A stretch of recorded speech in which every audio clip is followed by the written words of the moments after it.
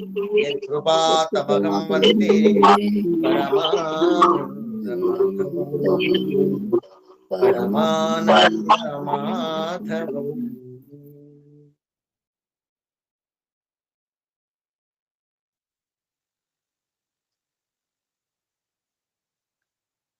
శ్రీకృష్ణ పరమాత్మ సంపూర్ణ అనుగ్రహ కృపా కటాక్ష వీక్షణముల మాటిన క్షేత్రపతి అయినటువంటి ఆ దేవదేవునికి సాష్టాంగ దండ ప్రణామాలు సమర్పించుకుంటూ మద్గురుదేవులు కేశవానంద స్వాముల వారికి పాద ప్రణామాలు అర్పిస్తూ శ్రీమద్ భగవద్గీత మాతాకు ప్రదక్షిణ నమస్కారాలు అర్పిస్తూ ప్రణవాత్మ పరమాత్మ స్వరూపాన్ని మీకందరికీ కైవారమరచుతూ శ్రేయో మార్గంలో భాగంగా మనము శ్రీమద్ భగవద్గీతలో 15వ అధ్యాయంలో ఉన్నాం కదా. ఎన్నో శ్లోకము? 16వ శ్లోకంలో ఉన్నాం.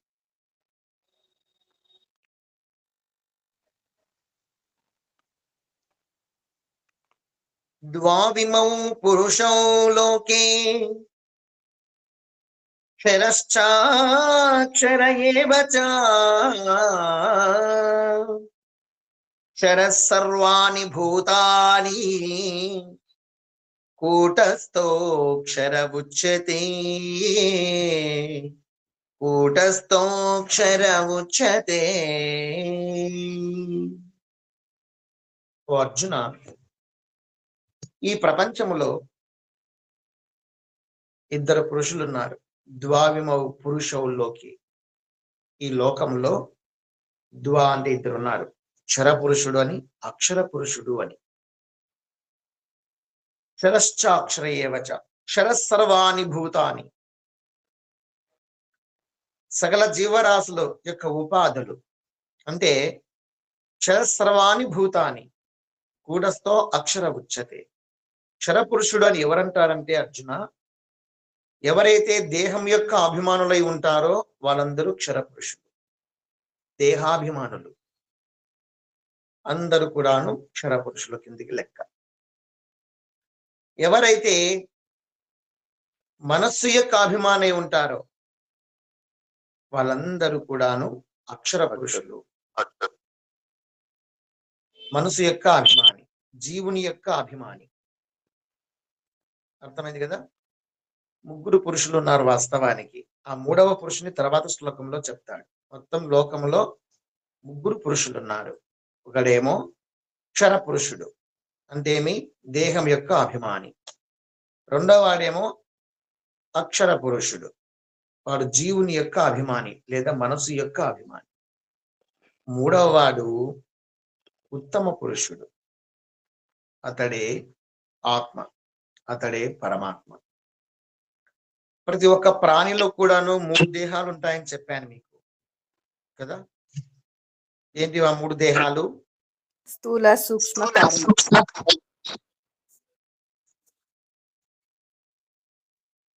జాగ్రత్త, సుషుప్త, స్వప్నావస్థలు కావా? ఇంకెవరైనా చెప్పగలరా?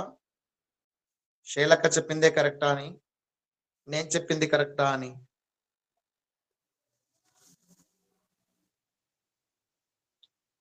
ప్రతి ఒక్క ప్రాణిలో 3 దేహాలు ఉంటాయని చెప్పాను, 3 శరీరాలు. అవి జాగ్రత్త, స్వప్న, సుషుప్త అని నేను అంటున్నాను. కానే కాదని కొట్టివేస్తూ ఆ శైలక్క పోటీగా నాకు చెప్పింది. ఏమని? స్థూల, సూక్ష్మ, కారణ అని. శైలక్క చెప్పింది. వాళ్ళకు మీరు తోడొచ్చినారా? ఇంకెవరు తోడొస్తున్నారు? శైల చెప్పింది కరెక్ట్ సార్. మీరందరూ కలుసుకొని కట్టుకొని ఒక తోడైనారైతే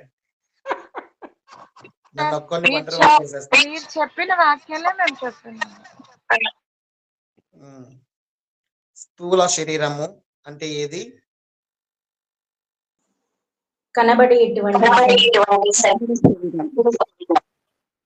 దేహం అని చెప్పండి.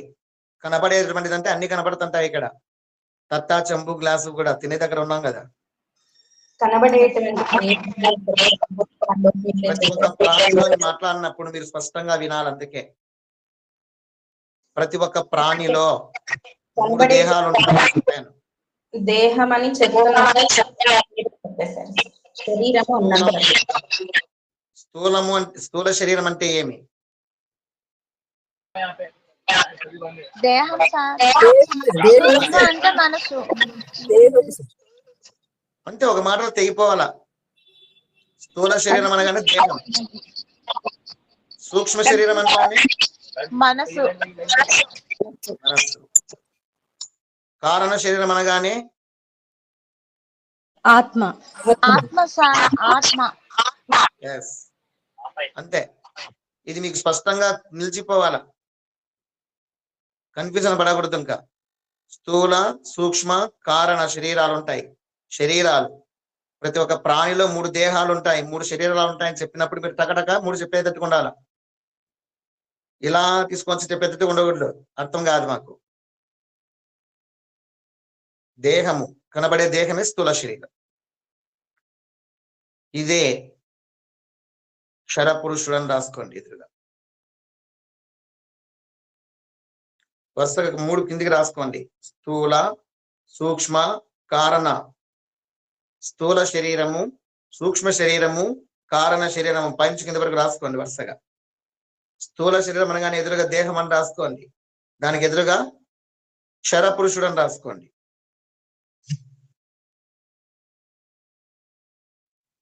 క్షరపురుషుడు అని రాసుకోండి.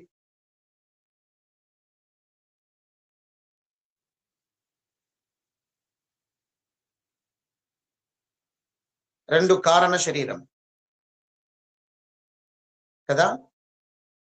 సూక్ష్మ శరీరం.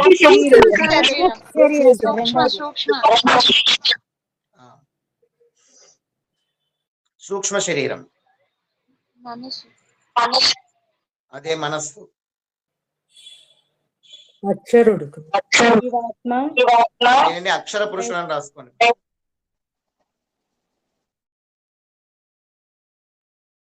మూడు కారణ శరీరం.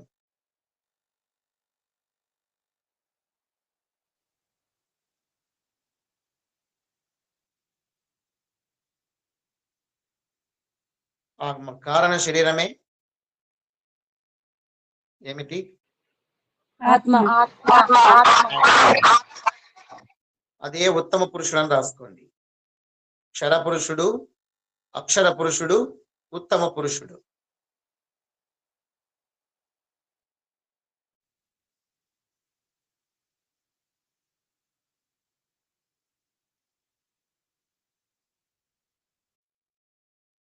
ఈ మూడు ఇప్పుడు మీకు బాగా స్పష్టంగా వస్తుంది కదా ఐడియా. క్షర పురుషుడు, అక్షర పురుషుడు, ఉత్తమ పురుషుడు. దేహం యొక్క అభిమాని క్షర పురుషుడు. ఓ పాయింట్ ఏం రాసుకుంటారు? దేహం యొక్క అభిమాని. దేహం యొక్క అభిమాని క్షర పురుషుడు.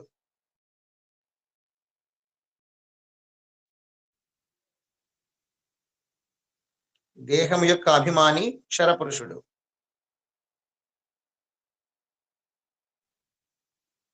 మనసు యొక్క అభిమాని అక్షర పురుషుడు.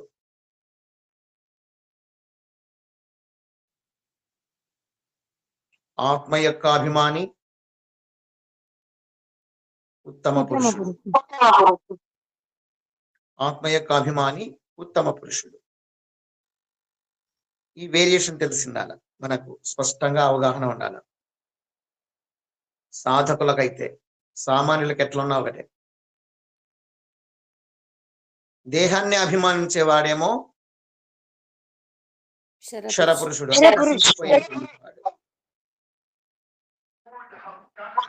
మనసు యొక్క అభిమాని ఏమో కొంతవరకు మోక్షం సాధించే వరకు జన్మ జన్మాలుగా ఉంటాడు.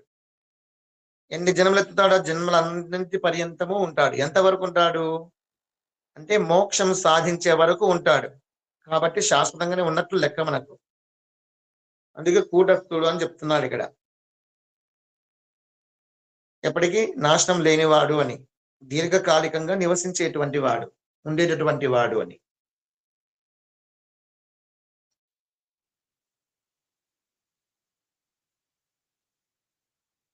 మోక్ష పర్యంతము నశించకుండా ఉండేటటువంటి వాడు. మోక్ష పర్యంతం అంటే మోక్షం సాధించే వరకు నశించడు. ఎన్ని జన్మలైనా ఎత్తచ్చు, ఇంకా వరుస పెట్టి ఎన్ని జన్మలైనా ఎత్తుతూనే ఉంటాడు. వేల జన్మలు కూడా ఎత్తచ్చు, లక్షల జన్మలు కూడా ఎత్తవచ్చు.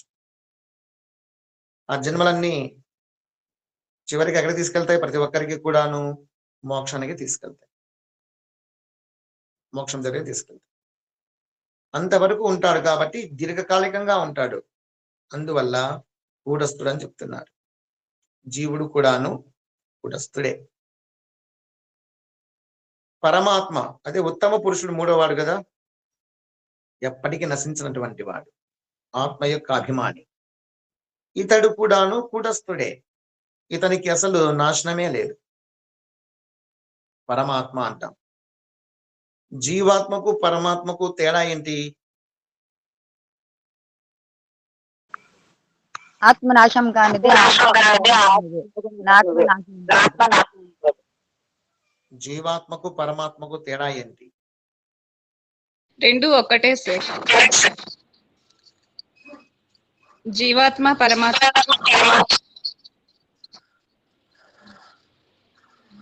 జీవునికి దేవునికి తేడా ఎక్కడ? జీవుడు మరణిస్తాడు, దేవుడు మరణించాడు.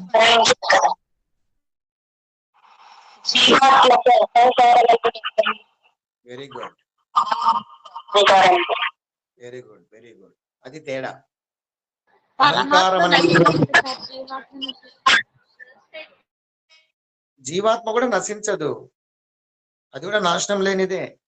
చెప్తున్నాడు కదా, కూటస్థో అక్షర ఉచ్యతే.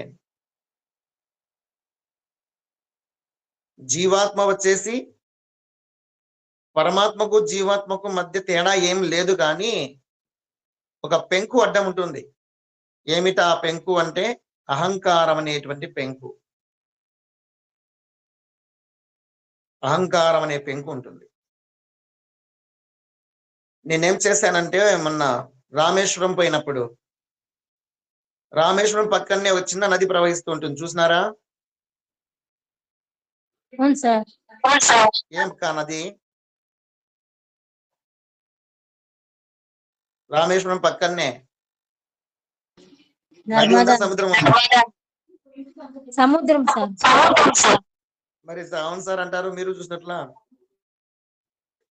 ఆ సముద్రం దగ్గరికి ఆ సముద్రం దగ్గరికి వెళ్ళినప్పుడు ఆ సముద్రంలో దిగి స్నానం చేస్తే సకల పుణ్యతీర్థాల్లో స్నానం చేసినంత ఫలితం అంట. ఎందుకు?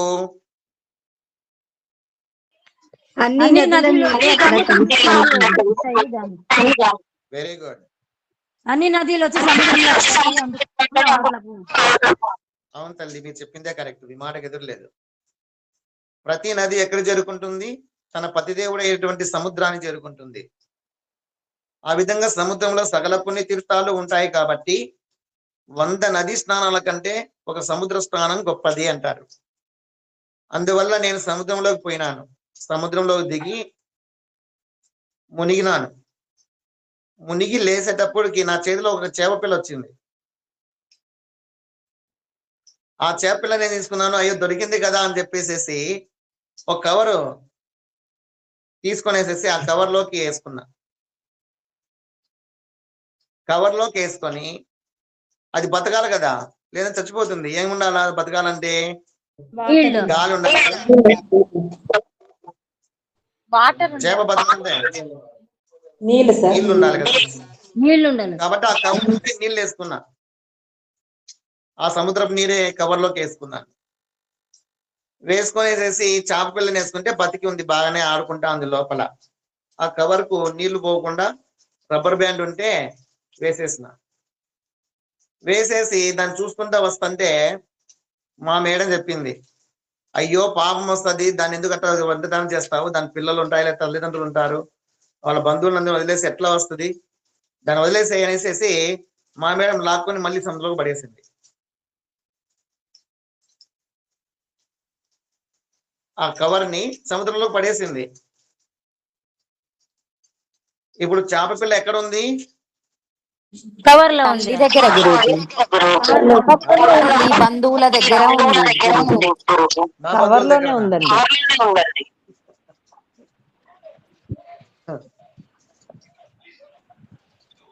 ఆ కవర్ ఎక్కడ ఉంది?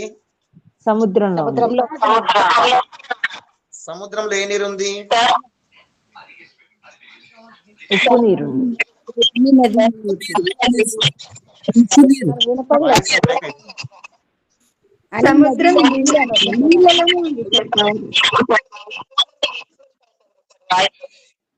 ఫోన్ లెఫ్ట్ మళ్ళీ రావాలనా?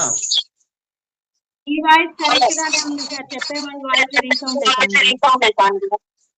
నాది బాగానే వినిపిస్తుంది.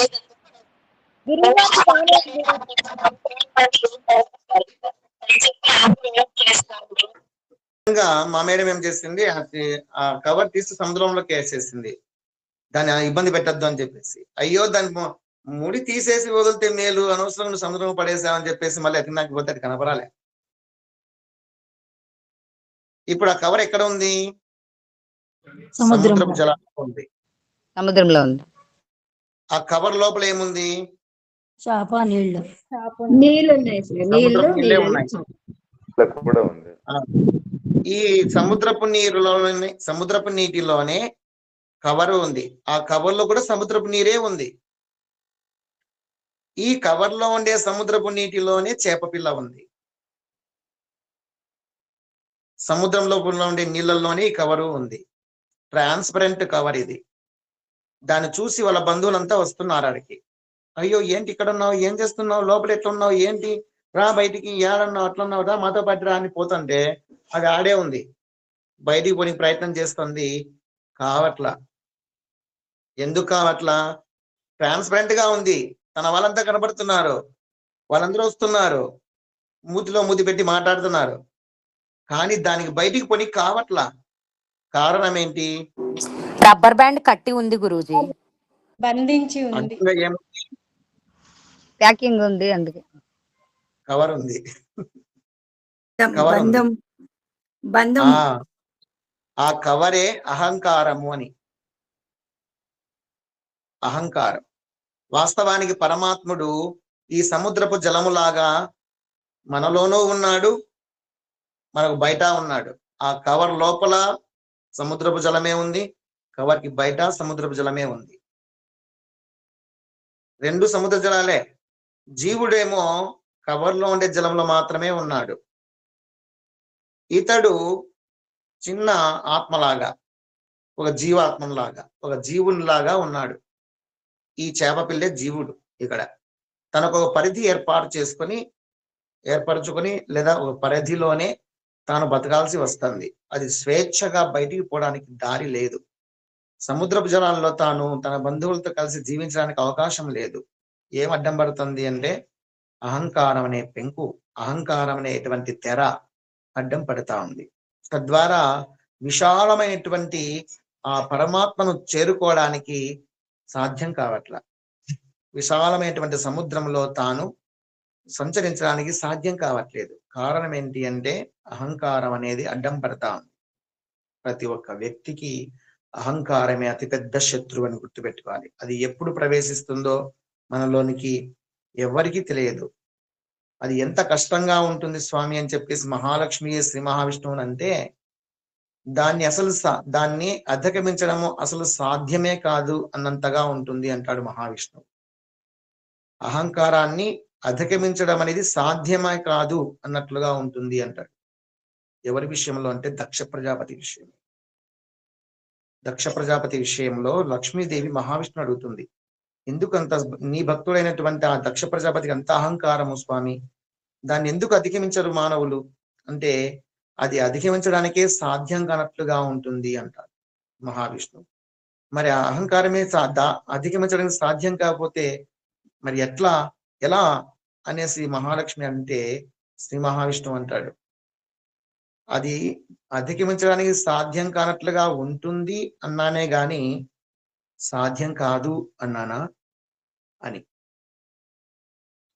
అహంకారాన్ని అధిగమించడానికి సాధ్యం కానట్లుగా ఉంటుంది అన్నానే గాని సాధ్యం కాదు అనలేదుగా అంటాడు.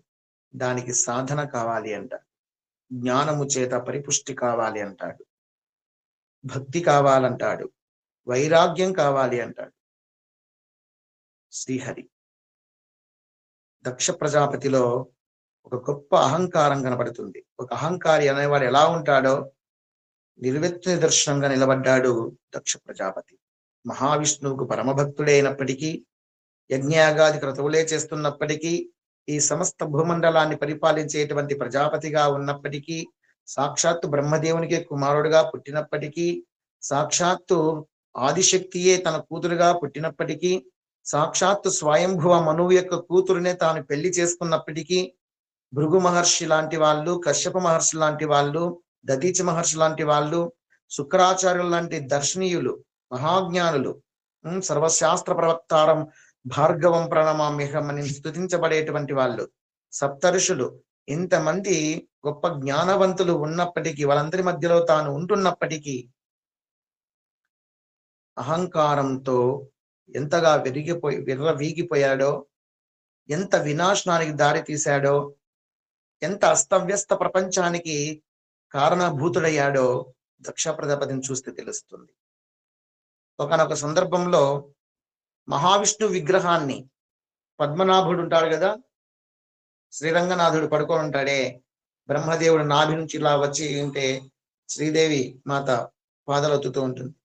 అలాంటి విగ్రహాన్ని చేయించి శిల్పుల చేత, మహావిష్ణు భక్తుడు కాబట్టి ఒక దేవాలయం నిర్మించి ఆ దేవాలయం గర్భగుడిలోనికి ఆ శ్రీహరిని, పద్మనాభుణ్ణి తీసుకురావడానికి అనేసి చాలా పెద్ద విగ్రహం తయారు చేయించినాడు. దాన్ని లాక్కొని వస్తున్నారు. చాలా వైభవంగా ఢంకాలు, మృదంగాలు, తప్పెటులు, దుందుబులు అన్ని మ్రోగుతుండే ఋషులు, మహర్షులు అందరూ వెంట రాగా, ఇంద్రాది దేవతలు కూడా తన వెంట నడుస్తూ ఉంటే, ఇంద్రాది దేవతలు కూడా ఆయన కనుసన్నలో నడిచేవాళ్ళు. అంతటి గొప్ప సాధకుడు, బ్రహ్మపుత్రుడు కదా, మరి రాజ్యపాలకుడు.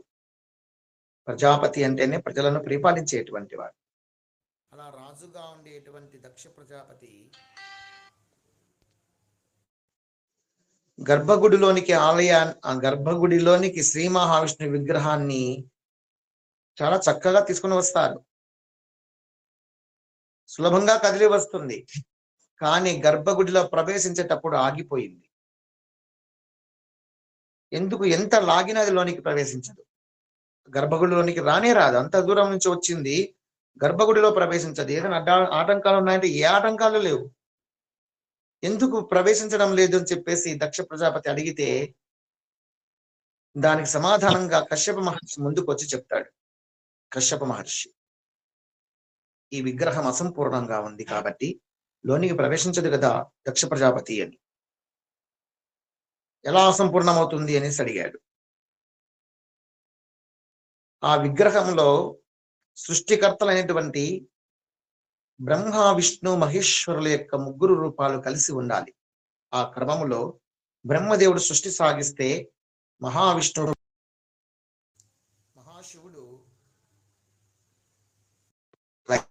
ఉంటాడు. ఆ యొక్క సృష్టి కార్యక్రమంలో పరంపరగా వీరు ముగ్గురు ఉండవలసినటువంటిది. అలా నిర్మించవలసినటువంటి ఈ విగ్రహమును కేవలము బ్రహ్మ, విష్ణువులతో మాత్రమే నిర్మించినారు. అందువల్ల ఈ యొక్క విగ్రహం అసంపూర్ణంగా ఉంది. ఇటువంటి అసంపూర్ణంగా ఉండేటువంటి విగ్రహాన్ని గర్భగుడిలో ప్రవేశపెట్టడానికి సాధ్యమే కాదు. అది పరిపూర్ణంగా లేదు కాబట్టి లోనికి ప్రవేశించదని చెప్పారు. అనంతమైనటువంటి ద్వేషంగా ఉన్నటువంటి వాడు ఎవరు? దక్ష ప్రజాపతి. మహాశివుడు అనగానే పిచ్చిగా కోపం వచ్చింది. అక్కర్లేదు, మహావిష్ణువు కంటే శక్తివంతులు ఎవరున్నారు? అది కాదు కారణం. నా మాటను మీరి ఎవరు మాట్లాడవద్దండి అని చెప్పి వాళ్ళను నోరు మూయించి, శ్రీహరికి ఇంకా సంతృప్తి కలిగించలేదు మనము, అందువల్ల నారాయణ యజ్ఞం చేద్దామని చెప్పేసి నిర్ణయిస్తాడు.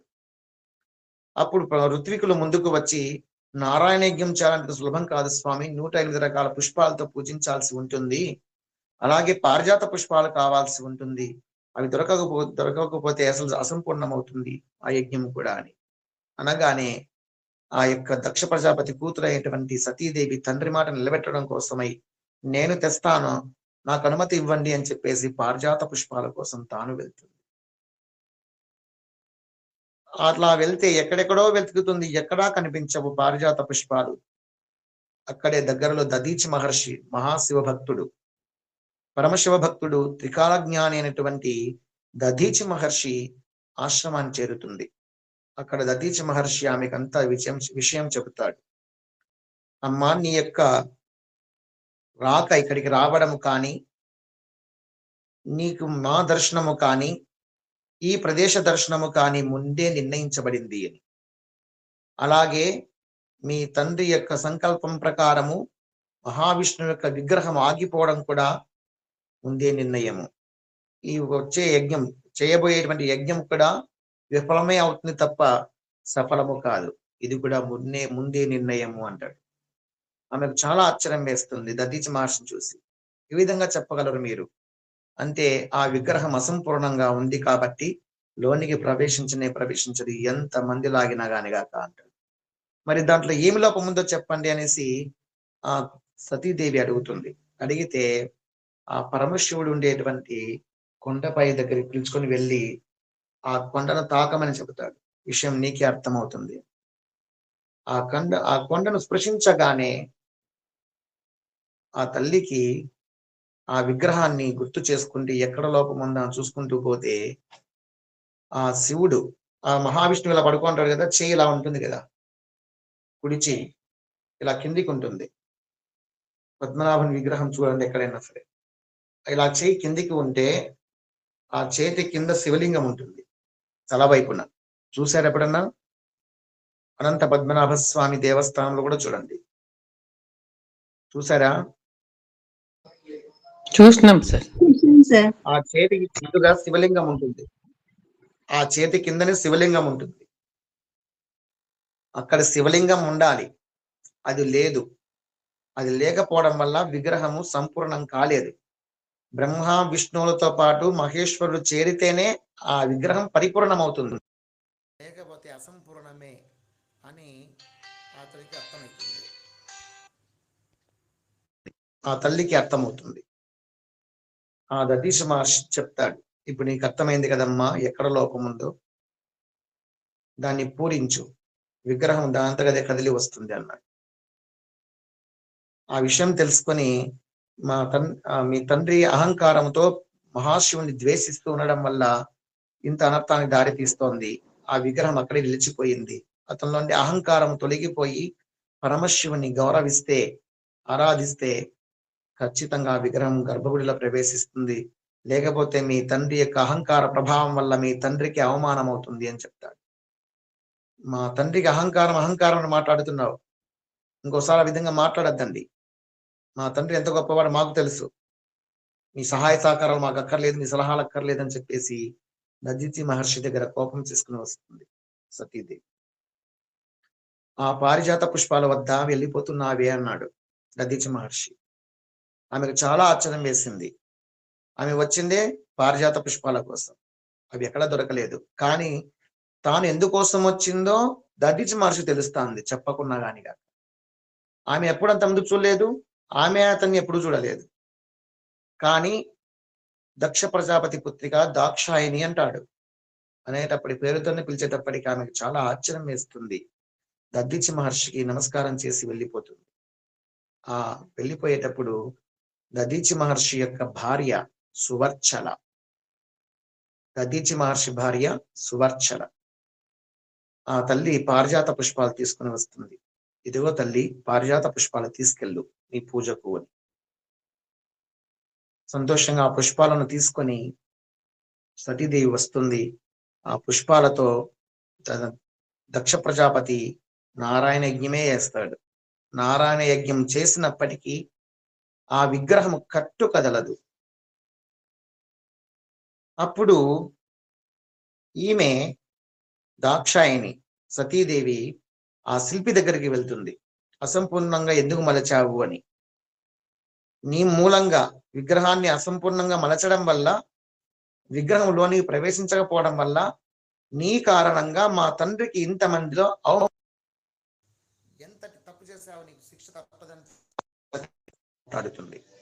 మాట్లాడితే తల వంచుకొని ఆ శిల్పి అంటాడు, తల్లి ఈ దోషం నాది కాదమ్మా, మీ తండ్రి గారు అయినటువంటి రాజు గారు చెప్పినట్లుగా ఆయన చెప్పిన రీతిలోనే నేను వలచడం జరిగింది, ఇందులో నా తప్పు ఏమీ లేదమ్మా, మరి దాంట్లో ఏం అసంపూర్ణంగా ఉంది అని అడిగితే, అక్కడ శివలింగం ఉండాలి తల్లి, ఆ శివలింగం పెట్టలేదు, మహాదేవుడు లేకపోతే ఎప్పటికీ ఆ విగ్రహం పరిపూర్ణం కాదమ్మా, నేను చెప్పడానికి నేను ఎంతటి వాడను అంటాడు. యజ్ఞమే పూర్తి చేసినప్పటికీ కూడాను, నారాయణ యజ్ఞం పూర్తి చేసినప్పటికీ ఆ విగ్రహం కదలకపోతూ ఉంటే అందరి మధ్యలో తన తండ్రికి అవమానం అవుతుందని చెప్పి తన తండ్రి యొక్క గౌరవాన్ని నిలబెట్టే ప్రయత్నంలో భాగంగా ఆ శిల్పి దగ్గరికి వెళ్ళి ఆ విగ్రహాన్ని తీసుకుంటుంది. అమ్మా నువ్వు ఇప్పుడన్నా చేయమ్మా, ఇప్పుడన్నా ఆ విగ్రహం తీసుకుని పెట్టమ్మా, లేదంటే మీ తండ్రికి చాలా అవమానం అవుతుందని చెప్పేసి శిల్పి అంటూ ఉంటే, ఆ విగ్రహాన్ని తాను తీసుకొని వచ్చి ఎవరికి చూడకుండా ఆ విగ్రహాన్ని కరెక్ట్ గా ఆ మహావిష్ణువు యొక్క చేతి కింద ప్రతిష్ఠిస్తుంది. తాను అలా పెట్టేస్తుంది అంతే. ఇప్పుడు లాగండి అనగానే ఊరికి అట్లా పట్టుకుంటే చాలు రైన్ వచ్చేస్తుంది విగ్రహం గర్భగుడిలోనికి. అందరూ జయ జయధ్వానాలు చేశారు. దక్ష ప్రజాపతి కూడా ఎంతగానో పొంగిపోయినాడు, చాలా సంతోషించినాడు. ఇది కేవలం నారాయణ యజ్ఞం వల్లనే విగ్రహం లోనికి ప్రవేశించింది అని అతని ఆలోచన. ఆ విధంగా ప్రవేశించిన తర్వాత చూడకుండా ఉంటాడా ఏంటి శివలింగాన్ని? మహావిష్ణువు నమస్కరించి చూస్తే కింద శివలింగం ఉంది.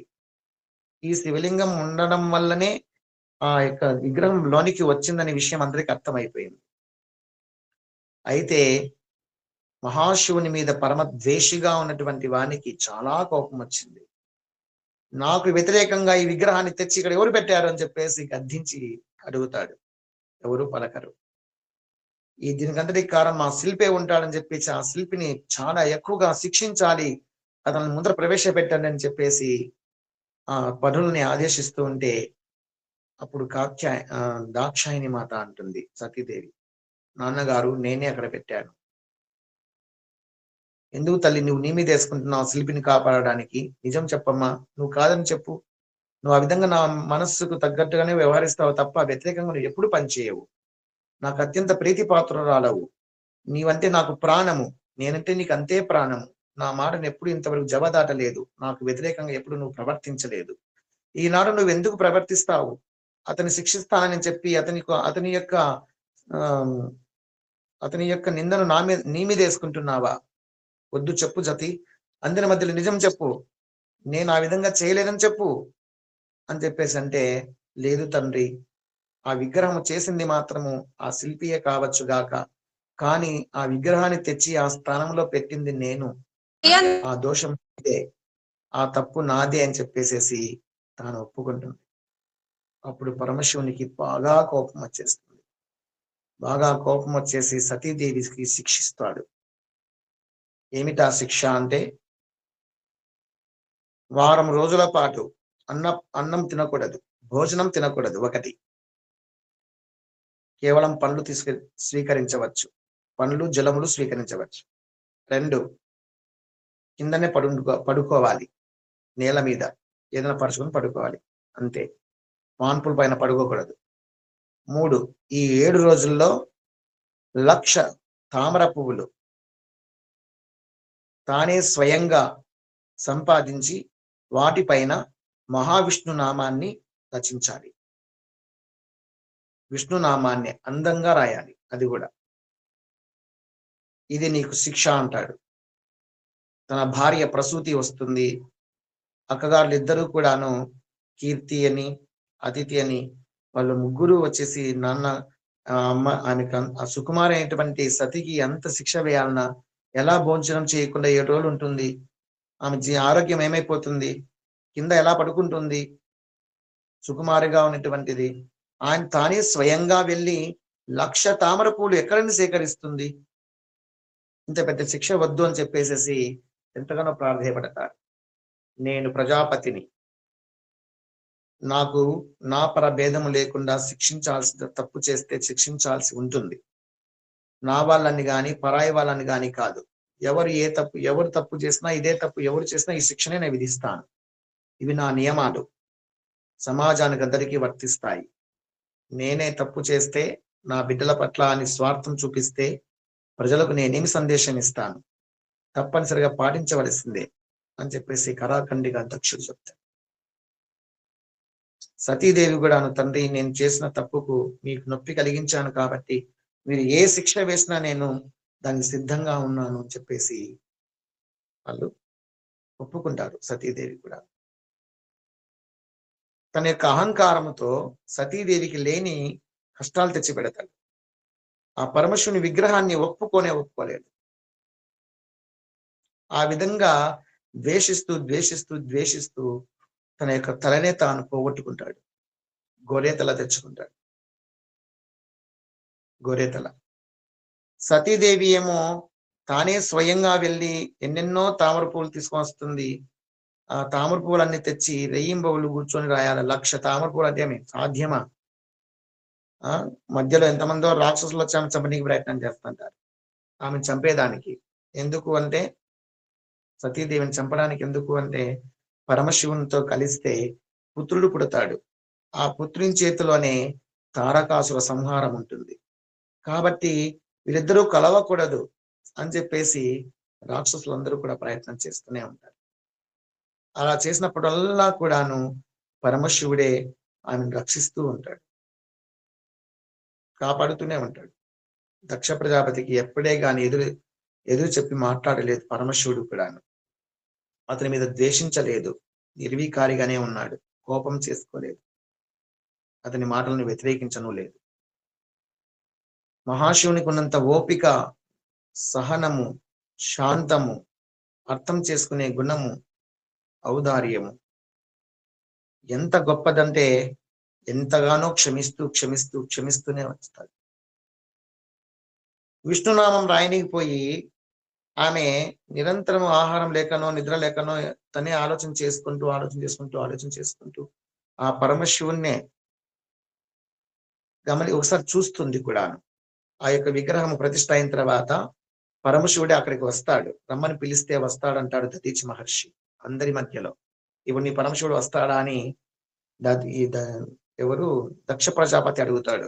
దధీచి మహర్షి వీళ్ళందరూ వస్తారు అక్కడికి.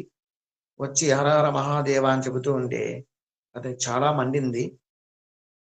నీ కాపాలికుడికి వస్తారా? కేవలం విగ్రహ రూపంలో మాత్రమే ఉంటారు అంతే తప్ప ఇక్కడికి రావడానికి ధైర్యం ఉండాలి కదా అని. అతడి ధైర్యం కాదు కావాల్సింది, పరమశివునికి భక్తితో పిలవాలి అంతే. రెండు మారేడు దళాలు అలా సమర్పిస్తే చాలు, భక్తితో ప్రీతితో ఎలా కదిలి వస్తాడు అని చెప్తాడు దధీచి మహర్షి. అప్పుడు సతీదేవి ఆ యొక్క దధీచి మహర్షి ఇచ్చిన రెండు మారేడు దళాలు చేతిలో తీసుకొని పరమశివునికి నమస్కరిస్తుంది. మనస్సులోనే నమస్కరించి ఆ లింగం పైన సమర్పించి, స్వామి మీ దర్శనం కావాలని అడుగుతుంది. అనగానే దేదీప్యమానంగా వెలుగొందుతూ పరమశివుడు ప్రత్యక్షమవుతాడు. ఆ విధంగా చూసినటువంటి పరమశివుణ్ణి హృదయాంతరంగా నిలుపుకున్నది సతీదేవి. ఆమె ఎవరు? సాక్షాత్తు ఆదిపరాశక్తి. ఈ దక్షుడు తనకు కూతురు కావాలని కోరుకున్నాడు బ్రహ్మదేవుని దగ్గర. బ్రహ్మదేవునికి ప్రారంభంలో సృష్టి కార్యం సాగించడానికి శక్తి చాలా వచ్చిందట. అప్పుడు పరమశివుణ్ణి అర్థిస్తే తన శక్తిని అతనికి ఇచ్చినాడు సృష్టి కార్యం జరగడానికి. సృష్టి కార్యం రన్ అయింది. తర్వాత ఆ యొక్క ఆదిశక్తి అలా ఉన్నప్పుడు దక్ష ప్రజాపతి ఆ ఆదిశక్తిని నాకు కూతురుగా ఇమ్మని కోరుకుంటాడు బ్రహ్మదేవుని. నేనే స్వయంగా ఆ పరమశివునికి వివాహం చేస్తానని కూడా వాగ్దానం చేసింటాడు. కానీ తన తండ్రి బ్రహ్మదేవుని యొక్క తల 5వ తల తీసేశాడని చెప్పేసేసి పరమశివుని మీద ద్వేషం పెంచుకున్నాడు. బ్రహ్మదేవునికి ఏ ద్వేషము లేదు పరమశివుని మీద, కానీ నా తండ్రి యొక్క తల తెంచేశాడని చెప్పేసి కక్ష కట్టినాడు ఈ యొక్క దక్ష ప్రజాపతి. ఆ కోపంతో, ఆ ద్వేషంతో, అతి ద్వేషం ఎప్పటికీ పనికిరాదు చూడండి. ఎవరి మీద అయినా సరే అతి ద్వేషిస్తారో ఎవరైతే వాళ్ళకు వాళ్ళే వినాశనకారులు అంటాడు దక్ష ప్రజాపతి. జీవితం మనకు తెలియజేస్తుంది. మహాత్ముడైనటువంటి పరమశివుని మీద ఎంత ద్వేషం పెంచుకున్నాడో ఆ ద్వేషం అతని తల గొర్రెతలగా చేసేసింది. ఎప్పటికీ ద్వేషించకూడదు. అసలు మహావిష్ణువు దగ్గరే ఉన్నాడు, బ్రహ్మదేవుడి దగ్గరే ఉన్నాడు, సరస్వతి మాత ఎప్పుడు కాంటే అప్పుడు దర్శనం ఇస్తుంది, శ్రీ మహాలక్ష్మి ఎప్పుడు దర్శనం కాంటే అప్పుడు దర్శనం ఇస్తుంది, విష్ణు లోకానికి ఎప్పుడు కాంటే అప్పుడు పోయి వచ్చేటువంటి స్థితి అతనిది, దక్ష ప్రజాపతిది. అటువంటి వాన్నే వాని అహంకారం కాల్చివేసేసింది. అటువంటి వాన్నే అతని యొక్క ద్వేషం, కరుడు కట్టిన ద్వేషం అనేది అతన్ని నాశనం చేసింది. అందుకే ప్రపంచంలో రాగద్వేషాలకు అతీతంగా ఉండేటువంటి వాళ్ళే బుద్ధిమంతులు.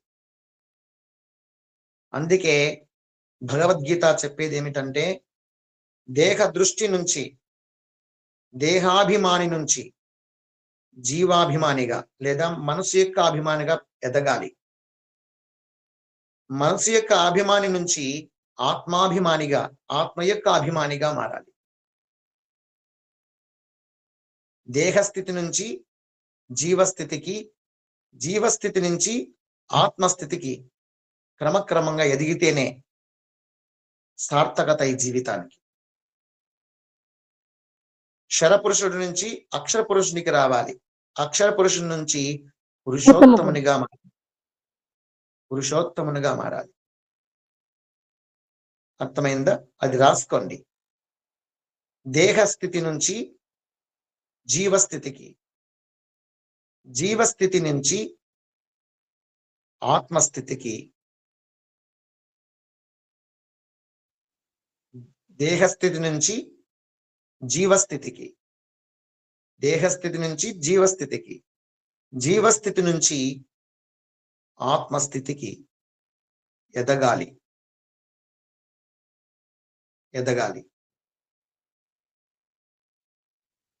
మొదట దేహాభిమానిగా ఉండేటువంటి మనము, ప్రతి ఒక్కరము దేహాభిమానము నుంచి మనసు యొక్క అభిమానిగా ఎదగాలి. దేహాభిమాని కంటే మనసు యొక్క అభిమాని గొప్పవాడు. దేహమే శాశ్వతం అనుకునేవాడు దేహాభిమాని, అది నశ్వరం కదా. దేహస్థితి నుండి సార్ జీవస్థితికి రావాలి, ఎదగాలి. సార్ జీవస్థితి నుండి దేహస్థితి నుంచి జీవస్థితికి ఎదగాలి సార్. జీవస్థితి నుండి ఆత్మస్థితికి ఎదగాలి. Thank you sir. దేహస్థితి నశ్వరం అని తెలుసుకోవాలి. అక్కడి నుంచి జీవస్థితికి వస్తాం.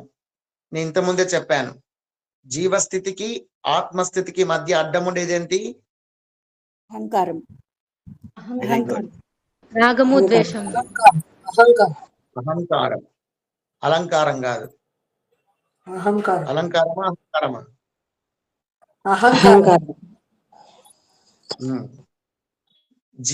జీవస్థితికి ఆత్మస్థితికి మధ్య అడ్డం ఉండేది అహంకారం. అహంకార జనితన్ములే త్రిగుణాలు, గుర్తుపెట్టుకోండి.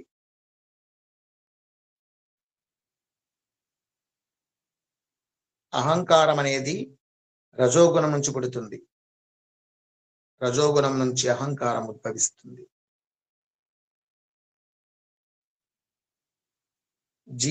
జీవస్థితికి అలాగే ఆత్మస్థితికి మధ్య విభేదము ఇంకొకటి ఏమిటంటే త్రిగుణాలు.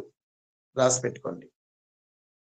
జీవాత్మకు పరమాత్మకు మధ్య తేడా ఎక్కడ ఉంది అంటే, జీవాత్మకైతే త్రిగుణాలు ఉంటాయి, పరమాత్మకు త్రిగుణాలు ఉండవు.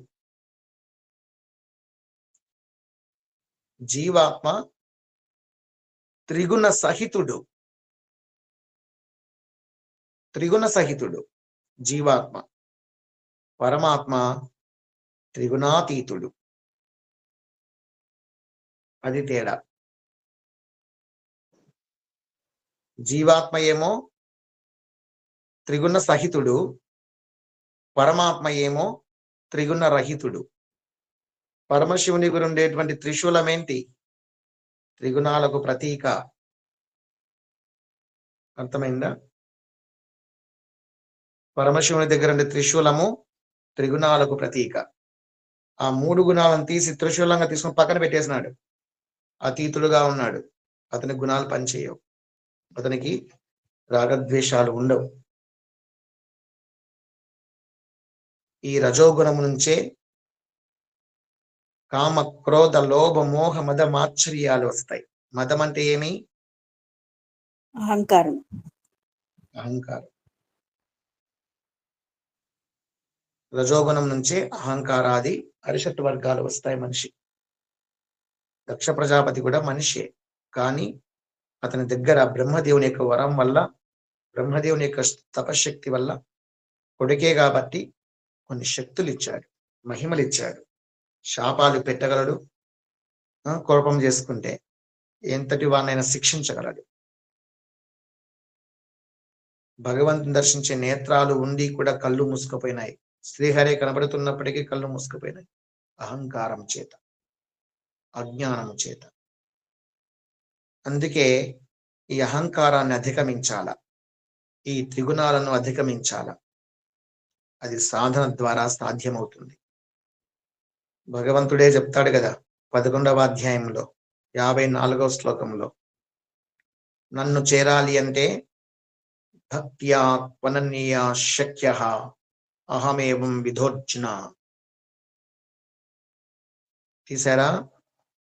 భక్త్యా త్వనన్యా శక్యః అహమేవం విధోర్జున జ్ఞాతుం ద్రష్టుం చ తత్వేన ప్రవేష్టుం చ పరంతప అంటాడు. 54 కరెక్ట్ సార్. 54. భక్త్యా త్వనన్యా శక్యః అహమేవం విధోర్జున జ్ఞాతుం ద్రష్టుం చ తత్వేన ప్రవేష్టుం చ పరంతప. ఎవరైతే భక్త్యా త్వనన్యయా శక్యః, కేవలం అనన్య భక్తితో మాత్రమే నా దగ్గరికి చేరుకోగలడు.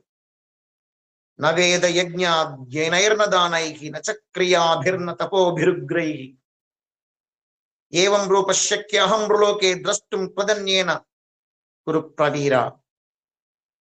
అంత ముందు శ్లోకమేనా? అంత ముందు శ్లోకము. నవేద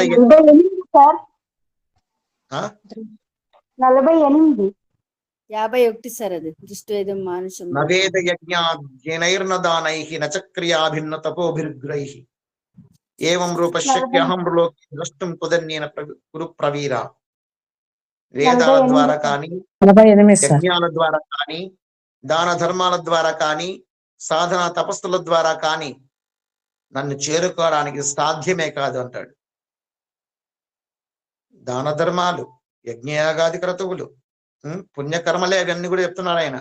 వేదాధ్యయనము, ఇవన్నీ సత్కర్మలే.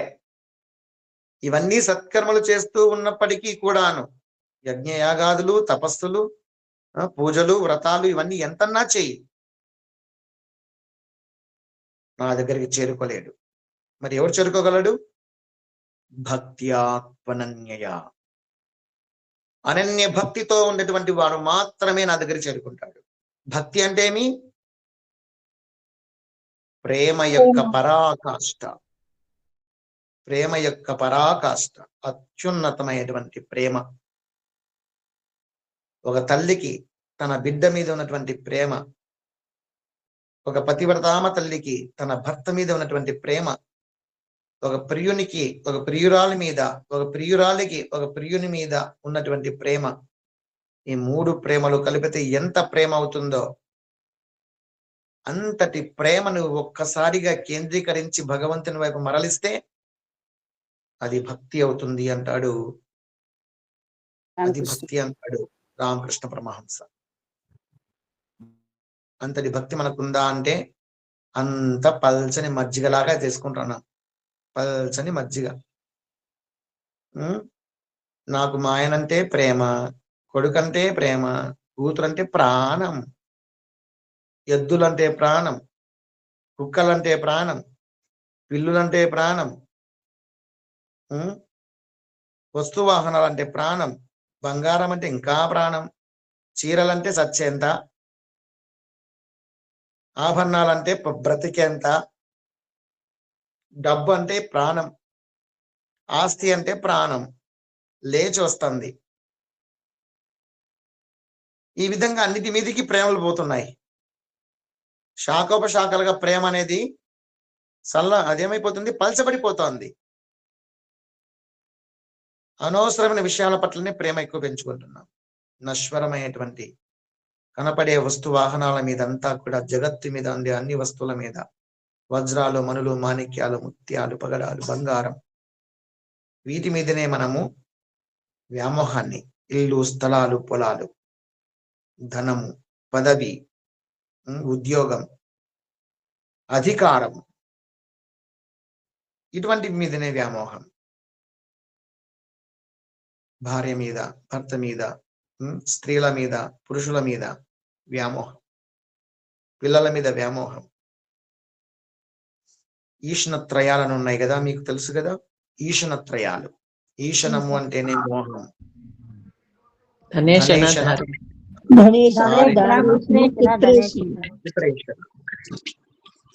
ఈ మూడు కూడా పుత్రేష కలత్రేష.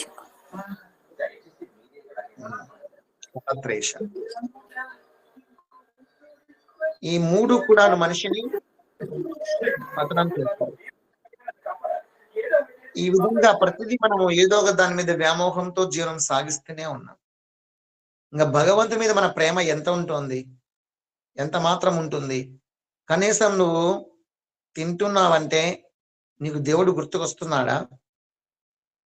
ఫ్రెండ్స్ తో కలిసిపోతారు ఒక హోటల్కి, కాఫీ తాగుదామను, టీ తాగుదామను, లేదా ఏదైనా స్నాక్స్ తీసుకుందామను, లేదా స్నాక్స్ తీసుకుందామను, ఏదైనా తిందామని వెళ్తారు. ఆ తినేటప్పుడు చేతిలోకి తినేది వస్తుంది. నిజంగా నీకు ప్రేమ ఎవరి మీద ఉంటుందో వాళ్ళు నీకు గుర్తుకొస్తున్నారా? నీ కూతురు ఇష్టమైతే నీకు గుర్తుకొస్తారు, కొడుకు ఇష్టమైతే కొడుకు గుర్తుకొస్తాడు, భర్త ఇష్టమైతే భర్త గుర్తుకొస్తాడు, భార్య ఇష్టమైతే భార్య గుర్తుకొస్తాడు, దేవుడు ఇష్టమైతే దేవుడే గుర్తుకొస్తాడు. మనం ఎవరమైనా సరే ఒక పెళ్లికో, పేరెంటానికో, బంధువుల ఇంటికో, స్నేహితుల ఇంటికో, లేదా ఒక పిక్నిక్కో, కార్యక్రమాలకో పోయినప్పుడు తినేదో త్రాగేదో చేస్తూ ఉంటాం కదా. అలా తినేటప్పుడు త్రాగేటప్పుడు భగవంతుడు గుర్తుకొస్తున్నాడా మనకు? రావడం లేదంటే ఏంటి? ఎక్కడ ప్రేమ ఉందని? ప్రేమ ఉంటే గుర్తుకొస్తారు భగవంతుడు. ప్రేమే లేకపోతే ఎక్కడ గుర్తుకొస్తాడు మనకి? ఎవరెవరో గుర్తుకొస్తారు. అవునా? ఒకవేళ ప్రేమ ఉంటే, ఎవరి మీద ప్రేమ లేకపోతే స్వార్థంగా తినేస్తాం కదా. ఆ విధంగా మనకు ప్రేమ అనేది భగవంతుని మీద లేకపోవడం వల్ల భగవత్ సాక్షాత్కారం మనకు లభించడానికి సాధ్యం కాకుండా. కారణం ఏంటి అంటే గుణాలే. అహంకారం అనేది ప్రథమ పాత్ర పోషిస్తుంది. అహంకారం అనేది భగవంతుడి నుంచి మనల్ని వేరు చేస్తుంది. నేను చెప్పిందే కరెక్ట్ అంటుంది, నేనే చేశానంటుంది, నా వలన ఇదంతా జరుగుతుంది అంటుంది, నా మాటను ఎవరు జవదాటకూడదు అంటుంది. ఆ జీవుని చేత చెప్పిస్తుంది. నేను చెప్పిందే శాసనం అని బాహుబలిని చేసేస్తుంది.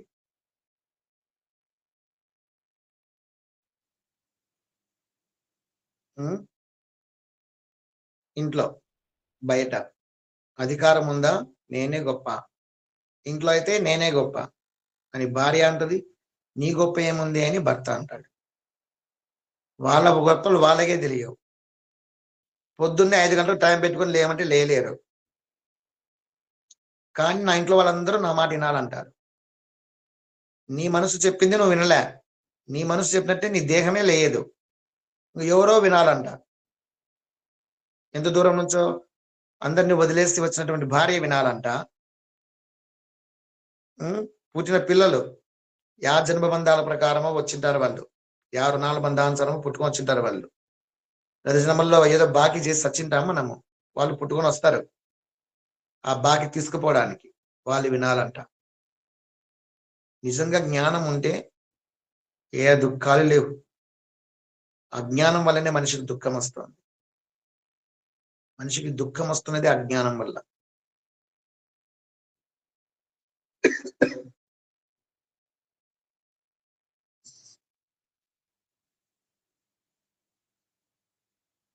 అజ్ఞానం నశించాలి.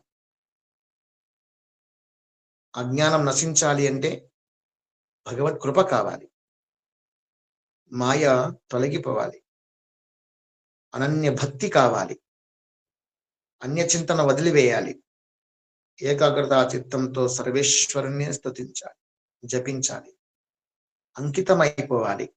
ఈ జీవితం కేవలం నీకోసమే వచ్చింది శివ, నీ సేవకై వచ్చింది శివ,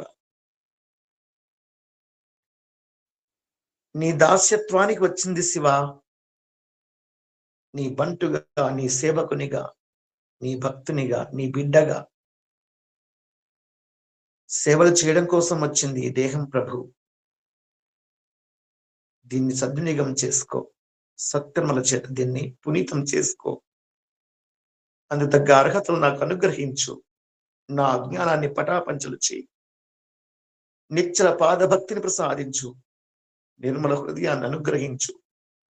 కామిని కాంచాన వ్యామోహాల్లో పడి సర్వనాశనం కానివ్వకు.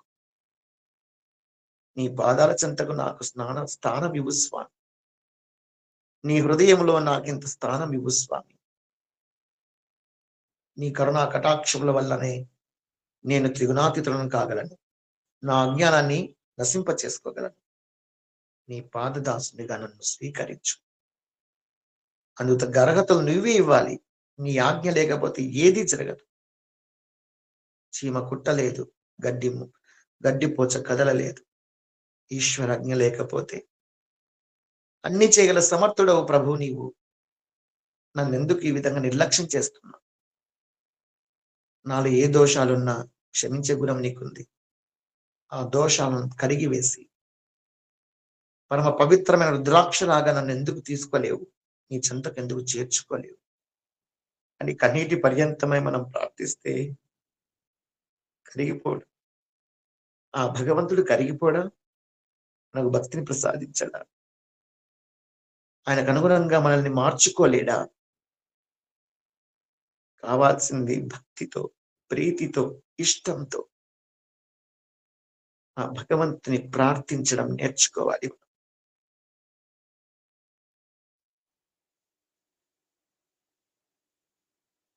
మత్కర్మ కుర్మత్ పరమో మద్భక్త సంగవర్జిత నిర్వైర సర్వభూతేషు యస్సమామి పాండవ. ఎంత గొప్పగా చెప్పాడు చూడండి. 11వ అధ్యాయంలో 55వ శ్లోకం. మత్కర్మ కుర్మత్ పరమో, నాకు సంబంధించిన కర్మలే చెయ్యి. మత్కర్మ, నా కర్మలే, నా సంబంధించిన కర్మలే చేయడం. భజన, భగవన్నామ స్మరణ, భగవద్గీత పారాయణ, అర్చన, ఆరాధన, సత్కథా శ్రవణ, సత్కథా ప్రబోధన.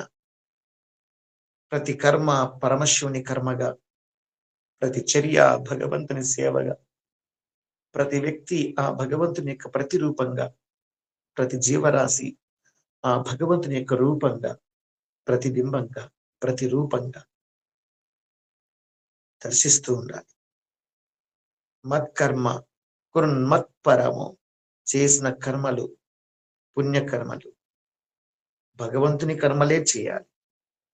ఆ చేసిన కర్మలను, ఆ కర్మల ఫలితాన్ని మత్పరము నాకే అర్పించేవాడు, నాకే అర్పించాలి. నా సంబంధమైన కర్మలే చేయాలి, ఆ కర్మల ఫలితాన్ని నాకే అర్పించాలి. మత్కర్మ కుర్మత్పరము మద్భక్త, నాకు భక్తుడై ఉండాలి. సంఘవర్జిత, సంబంధాలు, సంబంధ బాంధవ్యాలు సామాజిక పరమైనటువంటివి, జగత్తు సంబంధమైనవి క్రమక్రమంగా తగ్గించుకోవాలి, వైరాగ్యంతో ఉండాలి అంటున్నాడు ఇక్కడ. సంఘవర్జిత అంటే వైరాగ్యంతో ఉండడం, ప్రాపంచిక విషయ వాసనల పట్ల ఆసక్తి తగ్గి ఉండడమే సంఘవర్జిత. ప్రాపంచిక విషయ వాసనల పట్ల ఆసక్తి తగ్గించుకోవడం, ఆసక్తి లేకుండా ఉండడం, అదే వైరాగ్యం కూడాను. వైరాగ్యం అంటే నిర్వచనం ఏంటి? విరక్తి. వైరాగ్యం అంటే విరక్తి. ప్రాపంచిక విషయ వాసనల పట్ల ఆసక్తి లేకుండా ఉండడం. విరక్తి అన్న వైరాగ్యమే. అబ్రివేషన్, దానికి ఎక్స్ప్లెనేషన్. ప్రాపంచిక విషయాల పట్ల ఆసక్తి లేకుండా ఉండడం వైరాగ్యం. దానినే సంఘవర్జిత అని పరమాత్ముడు ఇక్కడ చెప్తున్నాడు. నిర్వైర, సర్వభూతేషు, ఏ జీవరాశిని వైరంతో చూడకు. ఏ ప్రాణిని ద్వేషించినా నన్ను ద్వేషిస్తున్నావని గుర్తుపెట్టు. ఎందుకు? సకల ప్రాణిలోనూ తానే ఉన్నాడు. బహిర్ అంతశ్చ భూతానాం అచరంచరమేవచ సూక్ష్మత్వాత్తద విజ్ఞేయం దూరస్థం చాంతికే చ తత్ అని సాక్షాత్తు పరమాత్ముడే శ్రీకృష్ణ పరమాత్మయే భగవద్గీతలో 13వ అధ్యాయంలో 14-15 శ్లోకాల్లో చెప్తాడు. బహిరంతశ్చ భూతానాం అచరంచరమేవచ, చరించే వాటిలోను చరించని వాటిలోను లోపలను ఉన్నాను, బయటను ఉన్నాను. ప్రతి ప్రాణిలో ఆ పరమాత్ముడే ఉన్నప్పుడు నువ్వు దూషిస్తే ఎవరిని దూషిస్తున్నట్ల? దేహాన్న, ఆ జీవున్న, ఆ పరమాత్మనే ద్వేషిస్తున్నట్లు ఆయన చూస్తూ ఉన్నాడు ఎదురుగా. ఎదుటి వ్యక్తిలో ఉండి కూడా సాక్షిభూతంగా ఉంటాడు.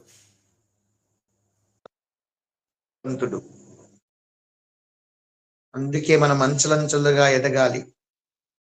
దేహాన్ని చూసి కోపం చేసుకోవడం, వ్యక్తిని చూసి కోపం చేసుకోవడం దేహాభిమానం ఉన్నట్ల. దేహాభిమానివి, దేహం యొక్క అభిమానం అని లెక్క. నీవు దేహం యొక్క అభిమానివి కాబట్టి దేహాన్ని చూసి తిడుతూ ఉన్నావు. దేహాన్ని చూసి, అతని ప్రవర్తనను చూసి, అతని వ్యక్తిత్వాన్ని చూసి ద్వేషిస్తున్నావు.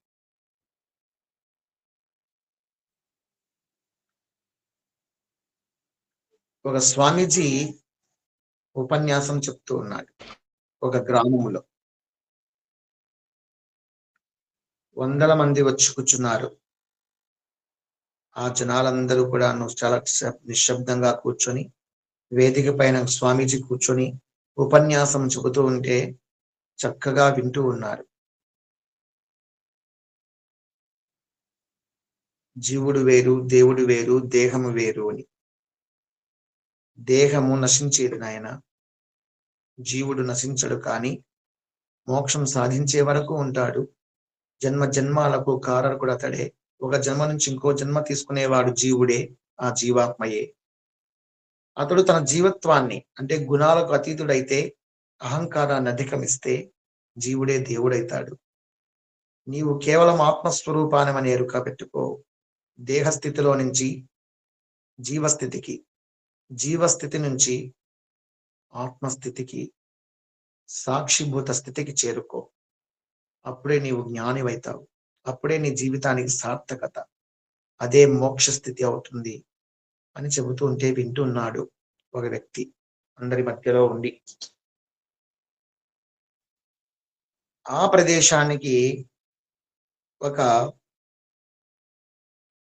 యువతి వచ్చింది. వచ్చేసి అక్కడ పక్కన నిలబడుకొని బాగా తిట్టేస్తుంది ఒకరిని పట్టుకొని. అంటే మధ్యలో కూర్చొని ఉన్నాడు, జనాల మధ్యలో. ఆమె తిడతా ఉంది, అతనికి వినపడేటట్టుగా తిడుతోంది. అతనికి వినపడాలనే తిడుతోంది. అతను చూశాడు కానీ పట్టించుకోరంలే. స్వామి చెప్పే మాటల వైపు దృష్టి పెట్టినాడు. పక్కనుండే వారు ఊరుకున్న లేరు కదా. ఒరే, ఆమె వచ్చి నిన్నే తిడుతుందిరా అన్నాడు. నన్ను కాదులేరా. నిన్నేరా తిడుతుంది, అది ఇంకెవరున్నారు ఇక్కడ ఆమెకు ద్వేషించే వాళ్ళు? నిన్నే తిడుతుంది, నిన్నే చూస్తూ తిడుతుంది అన్నాడు. ఆమె అంత దూరం నుంచి చూసి తిడుతుంది, నన్నే తిడుతుంది అనుకుంటా. నా పేరు ఏమైనా పిలిచిందా? నా పేరు పెట్టి ఏమైనా పిలిచిందా? నా పేరు పెట్టి ఏమైనా తిడుతుందా? ఊరుకోరా, నోరు మూసుకో, విను అని చెప్పేసి అన్నాడు. సరే, వాడు నోరు మూసుకున్నాడు. ఇంకా వీడు ఏమీ మాట్లాడకుండా, ఏమీ పలకకుండా, ఏం పట్టినట్టుగా ఉంటే నన్ను కాదనుకుంటున్నాడేమని ఆమె కూడా సందేహం వచ్చింది. ఫలానా పేరు గలవాడా నిన్నేరా తిడుతున్నాను, ఫలానా పేరుండేవాడా నిన్నే తిడుతున్నాను రా అని చెప్పేసి పేరు పెట్టి తిట్టడం మొదలుపెట్టింది. ఈసారి పేరే ఉచ్చరిస్తూ తిడతా ఉంది. సిగ్గుమానం లేదా నీకు అని. ఈ పక్కన ఊరుకొనలేక ఇదే నీ పేరే పెట్టి తిడతాను చూడరా, నీ పేరే పెట్టి చూస్తాను, నీ పేరే పెట్టి తిడతాను చూడు అని. నోరు మూసుకోరా, నాకు వినపరాలే పేరు అని. బాగా వినరా, నీ పేరే పెట్టి తిడుతుంది ఆమె అందరి మధ్యలో అని వాడు అన్నాడు.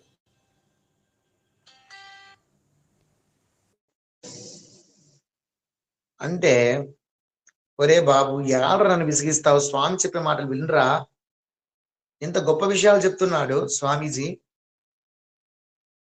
ఏమోరా నీ పేరు పెట్టి తిరుగుతుంటే నిన్నేమనుకో, నా పేరు ఉండే వాళ్ళు ఎంతమంది లేరు ఇంతమంది జనాలలో.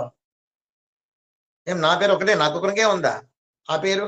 ఇప్పుడు అందరూ కూడా ఆంజనేయ స్వామి భక్తులే, అందరి పేర్లు వాళ్ళవే అవే, నన్నే ఎందుకనుకుంటావు అన్నాడు.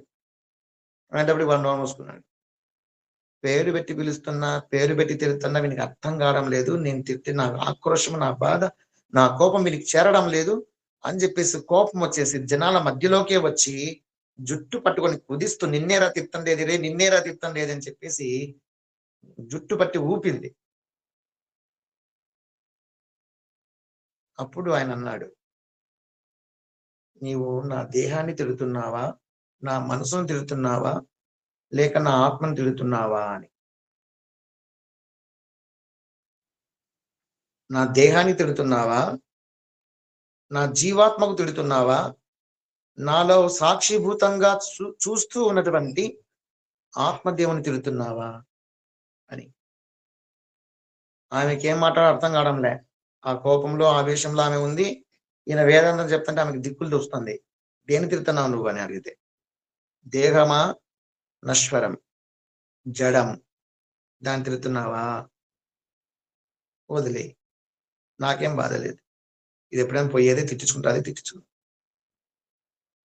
పోనీ ఆత్మదేవుని తిడుతున్నావా, నేను ఆత్మస్థితిలో ఉంటాను, ఆత్మకి ఏ వికారాలు లేవు కదా, నిర్వికారి, దానికి గుణాలు లేవు, గుణాలు ఉంటేనే వికారాలన్నీ వస్తాయి, గుణాలు ఉంటేనే వికారాలన్నీ వస్తాయి. ఆత్మకు గుణాలు లేవు కాబట్టి దానికి బాధలే. ఇంకా పోతే బాధ ఎవరికి, జీవాత్మకే. నేను జీవాత్మ స్థితిలో ఉండాలనుకోవట్లే, జీవాత్మకి ఇవన్నీ ఇంకా రాగద్వేషాలు, వాళ్ళు తిడుతున్నారు, వీళ్ళు తిడుతున్నారు, నన్ను విమర్శిస్తున్నారు, నన్ను అంటున్నారు, అనుకునేటట్లు చేస్తున్నారు, నవ్వులు పాలు చేస్తున్నారు, నవ్వేటట్లు చేస్తున్నారు, నన్ను తులనాడుతున్నారు, నన్ను చులకన చేస్తున్నారు, నన్ను నిర్లక్ష్యం చేస్తున్నారు. ఇవన్నీ వికారాలు. ఈ వికారాలన్నీ ఎక్కడుంటాయి, జీవాత్మకు ఉంటాయి. ఎందుకుంటాయి, గుణాలతో ఉంటుంది కాబట్టి జీవాత్మకు ఉంటాయి, జీవునికి ఉంటాయి, దేహానికి ఉండవు, అలాగే దేవునికి ఉండవు. దేహమేమో జడం, దేవుడేమో నిర్వికారి, శుద్ధ చైతన్యం, శుద్ధ సాత్వికం. శుద్ధ సాత్విక స్థితిలో యా వికారాలు లేవు. భగవంతుడు శుద్ధ సాత్వికుడు, నిర్వికారి. అందువల్ల ఆయనకి ఏ బాధ లేదు. నేను జీవాత్మక కూడా నేను ఇప్పుడు ఉండట్లేదు, నా స్థితి నేను మార్చుకుంటున్నాను.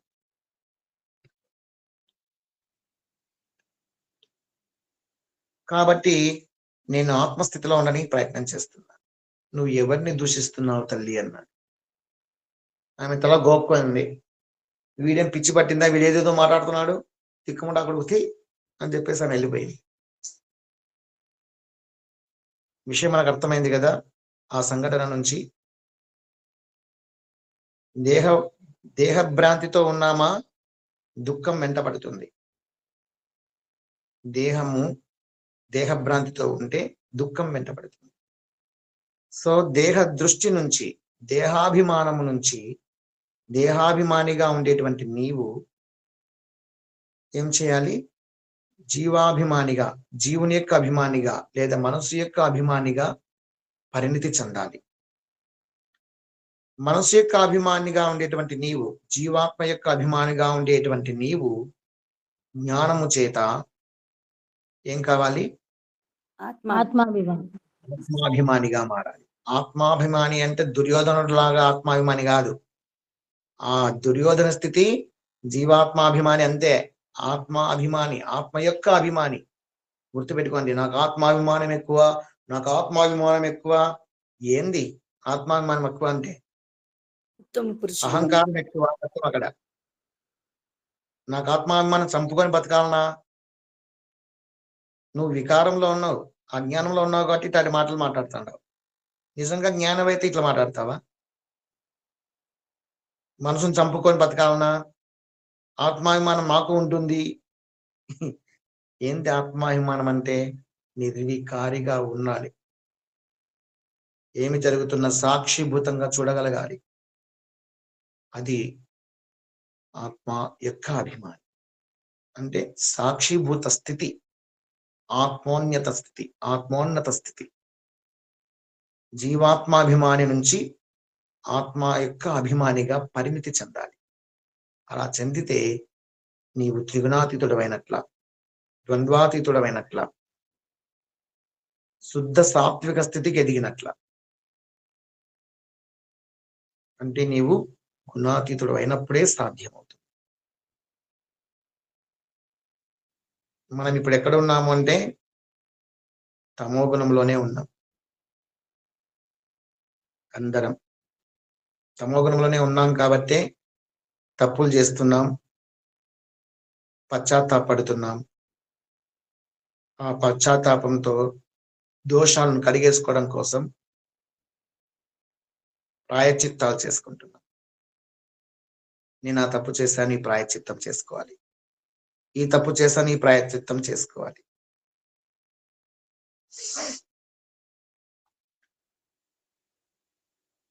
ఈ స్థితి ఏమిటంటే తమోగుణ స్థితి. ఈరోజు ఒక మెసేజ్ పెట్టినారు వాట్సాప్ లో. గ్రౌండ్ ఫ్లోర్ లో ఉన్నాము అని. అది గ్రౌండ్ ఫ్లోర్ ఏంటి? తమోగుణం. మనమంతా కూడా తమోగుణంలోనే ఉన్నాం. ఇది చాలా నిద్రావస్థ, సోమరితనం, ఏమరపాటు, బద్ధకం, మాలిన్యంతో కూడినటువంటి జీవితం. తమోగుణం అంటారు దీన్ని. ఈ తమోగుణంలో ఉన్నప్పుడు శ్లోకాలు తప్పులు చదువుతుంటాం. శ్లోకాలు కూడా తప్పులు చదువుతూ ఉంటాం. కాస్త మజ్జుగా ఉంటారు. బోర్లో పడుకొని చెప్పుకుంటా ఉండేది, ఎల్లకల పడుకొని చెప్పుకుంటా ఉండేది, అనుకొని ఇట్లా గోడకు అనుకున్నా లేదా చేరుకు అనుకున్నా వెన్నుముక బెండ్ అయిపోయినది బిల్లులాగా. ఇలా ఉండకూడదు. వెన్నుముక అనేది స్ట్రైట్ గా ఉండాలి. ఇట్లాంటివి ఉపన్యాసాలు వినేటప్పుడు కానీ, భగవద్గీత పారాయణం చేసేటప్పుడు కానీ, పూజ, ధ్యానము, తపస్సు, సాధన ఏమి చేస్తున్నా నీ నడుము నిటారుగా ఉంటే వాక్కు సక్రమంగా వస్తుంది. ఇలా వంగిపోయి ఇలా వెనక్కి ఆనుకొని ఇలా బుక్కు పట్టుకొని చదువుతా ఉండేది, ఇవి కూర్చునే లక్షణాలు కాదు, సాధకుల లక్షణాలు కాదు.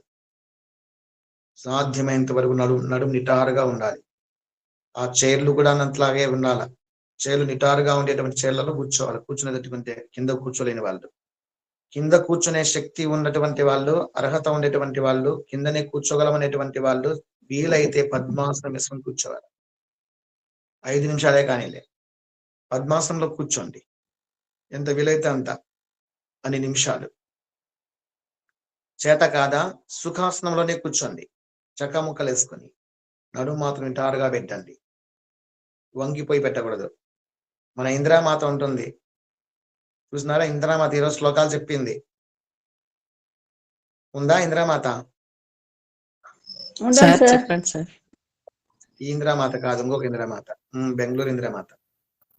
Okay sir. శ్లోకాలు చదువుతున్నమాట. ఆ శ్లోకాలు చదివేటప్పుడు లైన్కి 1-2 దోషాలు వెళ్ళిపోయినాయి. మళ్ళీ సుధాశ్రీ మేడం గారు అడిగితే కరెక్ట్ చదువుతారు. కారణం ఏంటి? అది తమో గుణం. అది తమో గుణం వల్ల కాస్త తడబాట్లు వస్తాయి. మీకే కాదు, నాకు కూడా వస్తాయి. మిమ్మల్ని అనడం కాదు, ఇది అందరికీ ఇది వర్తిస్తుంది. ప్రతి ఒక్కరికి నేను చదువుకుంటే వర్తిస్తుంది. కరెక్ట్ గా వస్తుంది సార్. నేను చదువుకుంటే కరెక్ట్ గా వస్తుంది. అప్పుడు చెప్పేటప్పుడు కొంచెం టెన్షన్ అవుతుంది, అది పోతుంది. అప్పుడు ఎవరు చెప్పినారు? మీరే కదా. అవును సార్, అయితే టెన్షన్. వేరే వాళ్ళు టెన్షన్ కాదు. చూస్తున్నారు కదా, వింటున్నారు కదా అనే ఒకసారి టెన్షన్ కి అది. కాబట్టి వాళ్ళు చూస్తున్నారు, వీళ్ళు చూస్తున్నారు, వాళ్ళు అనుకుంటారు, వీళ్ళు అనుకుంటారు, ఇవే వికారం అంటే ఇవే. వీటిని మనం అధిగమించాల. మనకు ఉన్నది ఉన్నట్టుగా చెప్పగలిగేది మన స్థామత, మన స్థాయి తగ్గట్టుగా మనం ఏకాగ్రతతో చెప్పగలగాలి. అంతే, చంచలం కాకూడదు మనస్సు. Okay sir. నిర్మలంగానే ఉంచుకోవాలి. ఎంతమంది ఉన్నా మనం చేసే ధర్మాన్ని మనం చక్కగా నిర్వర్తించాలి కదా. మన పాత్ర పోషణ మనం చక్కగా నిర్వర్తించాల. ఉన్నది ఉన్నట్టుగా స్పష్టంగా. అందుకే చెప్పేది, నిటారుగా కూర్చుంటే స్ట్రైట్ గా వస్తాయి, అన్ని ఏకాగ్రతలు కుదురుతాయి. వెన్నుముక ఎప్పటికీ విల్లులాగా మారిపోకూడదు, బెండు కాకూడదు, స్ట్రైట్ గా లంబ కోణంలో ఉండాల. తల, మెడ, వెన్నుముక సమం కాయ శిరోగ్రీవం ధారయన్నచలం స్థిరః సంప్రేక్ష నాసికాగ్రం స్వం దిశచ్ఛానవలోకయన్ అని 6వ అధ్యాయంలో 9-10 శ్లోకాల్లో వస్తుంది. ధ్యానం ఎలా చేయాలా, కూర్చుంటే ఎలా కూర్చోవాలా ధ్యానానికి అని. సమం కాయం, కాయం సమంగా ఉండాల. సమం కాయం అంటే దేహం, శిరం, గ్రీవం, గ్రీవం అంటే మెడ, శిరస్సు, మెడ, శరీరము నిటారుగా ఉండాలంటాడు. ధారయన్నచలం స్థిరః, నిశ్చలంగా కూర్చోబెట్టు, స్థిరంగా కూర్చోబెట్టు అంటాడు. సంప్రేక్ష నాసికాగ్రం స్వం, నాసికం యొక్క అగ్రభాగం అంటే ఈ ముక్కు యొక్క అగ్రభాగం ఇది కాదు, రెండు కనుబొమ్మల మధ్య నిలబెట్టాలి.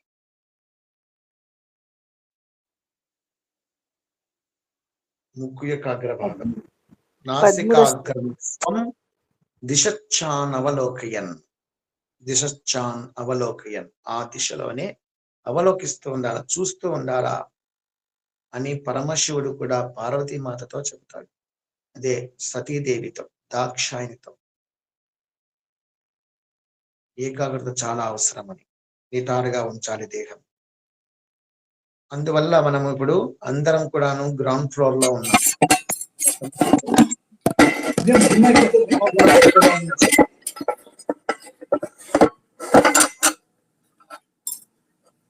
ఏంటో రత్నమ్మ తల్లి దంచుతున్నావు, రుబ్బుతున్నట్టుంది, ఇడ్లీకి వేస్తున్నట్టున్నావు కదమ్మా అనుకుంటే నేను. రత్నమ్మ తల్లి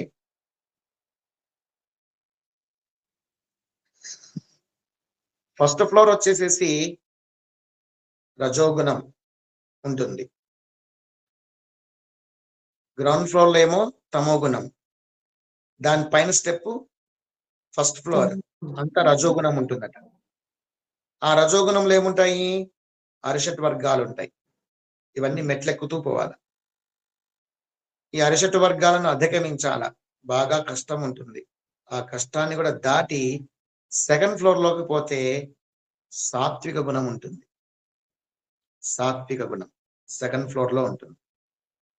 ఆ సాత్విక గుణం కూడాను మనకు అంత ఇబ్బందులు తెచ్చిపెట్టేదే. ఏమంటే కాస్త మంచి మాటలతో మంచి జ్ఞానం వైపు నడిపించి మోక్షానికి దారి చూపించేటువంటిది శుద్ధ సాత్వికం వైపు మెట్టు చూపిస్తుంది.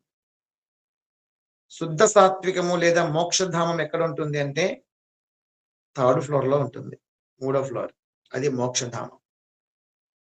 అంటే మనం ఏం చేయాలి? గ్రౌండ్ ఫ్లోర్ లో నుంచి ఫస్ట్ ఫ్లోర్ లోకి, ఫస్ట్ ఫ్లోర్ లో నుంచి సెకండ్ ఫ్లోర్ లోకి, సెకండ్ ఫ్లోర్ లో నుంచి 3rd ఫ్లోర్ లోకి వెళ్ళాలి. అంటే గ్రౌండ్ ఫ్లోర్ అంటే తమోగుణం, తమోగుణంలో నుంచి అధిగమించి దానిని నిద్ర, నిర్లక్ష్యము, బద్ధకము, సోమరితనము, ఏమరపాటు, అజాగ్రత్త, ఇవే తమోగుణ లక్షణాలు. వీటిని అధిగమించాలి. వీటిని అధిగమించి మనల్ని మనం ఉద్ధరించుకోవాలి. ఉద్ధరేదాత్మనాత్మానం ఆత్మానం అవసాదయేత్, ఆత్మైవ హ్యాత్మనో బంధురాత్మాత్మనస్తస్య ఏనాత్మైవాత్మనాజితః అని చెప్పి పరమాత్ముడు చెప్తా వస్తాడు. 6వ అధ్యాయంలో 6వ అధ్యాయంలో 4-5 శ్లోకాలలో. వెరీ గుడ్, బాగా చెప్పారు. ఎవరో సుధామాతనా? అవును సార్. Very good. ఈ విధంగా మనల్ని మనము ప్రక్షాళన చేసుకోవాలా, మనల్ని మనమే ఉద్ధరించుకోవాలా. ఆ స్థితిలో నుంచి మనము ఎదగాలి. ఏంటి, నేను సోమరి పట్టిపోయినాను, మజ్జెక్కిపోయినాను, తమోగుణంతో ఉన్నాను, అజ్ఞానంతో ఉన్నాను, అజాగ్రత్తతో ఉన్నాను, నిర్లక్ష్యంగా ఉన్నాను, ఏంటి? చిచి చిచి, నన్ను నేనే ప్రక్షాళన చేసుకోవాలి. నేను ఇంకెవరికి ఆదర్శం? నేనెప్పుడు ఆదర్శం అవుతాను ఇంకా అని చెప్పేసేసి వెంటనే తాను మేలుకోవాలి. అలా మేలుకొని ఒక స్టెప్స్ అంటే ఫస్ట్ ఫ్లోర్ లోకి ఎదగాలి. అంటే తమో గుణంలోంచి రజోగుణంలోకి రావాలి. రజోగుణంలో ప్రతి ఒక్కరం మ్యాక్సిమం ఉంటున్నాం. తమో గుణంలోంచి కొంతమంది మనమంతా కూడా బయటకు వచ్చినట్లే, కొద్దిగా ఒక స్టెప్ లోకి వచ్చినట్టు రజోగుణంలోకి వచ్చిందాం. రజోగుణంలో కామము, క్రోధము, లోభము, మోహము, మదము, మాత్సర్యము ఇవన్నీ ఉంటాయి. చాలా కష్టం. ఈ అరిషడ్ వర్గాలు 6 కూడా శత్రువులు, మనకు అసలైన శత్రువులు ఇవి. వీటిని జయించే చేదగాక ఎదుటి వాళ్ళ మీద ఆరోపణలు చేస్తుంటాం ఈ రజోగుణంలో. ఆ ఎక్స్ పార్టీ వాళ్ళే ఈ విధంగా చేసినారు, మేము బాగానే ఉన్నాం, మేము మంచోళ్ళమే అని చెప్పుకుంటూ పోతుంటారు. మాదే దోషము లేదు, మాదే తప్పు లేదు, ఎదుటి వాళ్ళదే తప్పు అని నిరూపించడానికి ప్రయత్నం చేస్తుంటాం. తనలో ఉండే తప్పులు తెలియడు మానవుడు. తనలోనే తప్పులుంటే కనిపించవు, ఎదుటి వాళ్ళ తప్పులు బాగా కనబడతాయి. రజోగుణంలో ఉండే వాళ్ళంతా ఇంతే. రాజకీయాలన్నీ రజోగుణమే, రాజకీయాలన్నీ కూడాను రజోగుణమే. ఆలోచించి, తనదే గొప్ప అంటారు తప్ప అవతల వాళ్ళను, అవతల వాళ్ళది తిప్ప అంటారు, మనదే గొప్ప అంటారు. అర్థమవుతుంది కదా? అవతలి పార్టీ వాళ్ళంతా తిప్ప, దిబ్బ, వీళ్ళు గొప్ప. వాళ్ళు అదే మాట్లాడతారు, మాదే గొప్ప, మీది తిప్ప అని. ఇదే రజోగుణం అంటే. ఈ స్థితిలో ఫస్ట్ ఫ్లోర్ ఇది. దీన్ని అధిగమించి మనము సెకండ్ ఫ్లోర్ లోకి రావాలి. సెకండ్ ఫ్లోర్ లో ఏముంటుంది? సాత్విక గుణం ఉంటుంది, సత్వగుణం. ఆ సెకండ్ ఫ్లోర్ వచ్చేటప్పటికి అశాంతులు అన్ని తగ్గిపోతాయి. వైరాగ్యం వచ్చి ఉంటుంది, ప్రశాంతంగా ఉంటుంది, హాయిగా ఉంటుంది, తృప్తిగా ఉంటుంది, నిశ్చలంగా ఉంటుంది, మనస్సు నిర్మలంగా ఉంటుంది, పవిత్రంగాను ఉంటుంది. సాత్విక గుణంలో ఆదర్శవంతంగా ఉంటుంది, ఆనందమయంగా ఉంటుంది, అద్భుతంగా ఉంటుంది, ఆదర్శనీయంగా ఉంటుంది. అటువంటి సత్వగుణంలో నుంచి కూడాను దాటుకొని దాంతో పాటు సహవాసం చేస్తూ ఉంటే సత్వగుణంతో, తద్వారా మనకు శుద్ధ సాత్విక స్థితి, మోక్ష స్థితి, మనకు అదే దారి చూపిస్తుంది.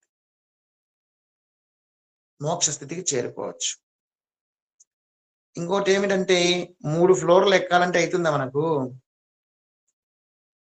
మోకాలు నొప్పులు, నడుము నొప్పులు, వృద్ధాప్యము, వయస్సు, దానికి ఒక లిఫ్ట్ ఉంటుంది కదా ఇప్పట్లో. ఆ లిఫ్ట్ ఏంటి అంటే భగవద్గీత. ఆ లిఫ్టే మనకు భగవద్గీత. నువ్వు గ్రౌండ్ ఫ్లోర్ లో ఉండి బటన్ నొక్కి కూర్చుంటే చాలు, భగవద్గీతను చదువుతూ ఉంటే చాలు, భగవద్గీతలో నువ్వు ప్రవేశిస్తే చాలు, భగవద్గీతను పట్టుకొని ఉంటే చాలు, భగవద్గీతను పారాయణం చేస్తూ ఉంటే చాలు, భగవద్గీతను అనుసరిస్తూ ఉంటే చాలు, భగవద్గీత సత్సంగాలను వింటూ ఉంటే చాలు. ఆ కళ్ళు మూసుకుంటే చాలు, లిఫ్ట్ ఎక్కి కళ్ళు మూసుకుంటే చాలు కదా, బటన్ నొక్కేసి క్షణాలలో తీసుకెళ్ళిపోతుంది 3rd ఫ్లోర్ కి. అవునా కాదా? అలాంటిదే భగవద్గీత కూడాను.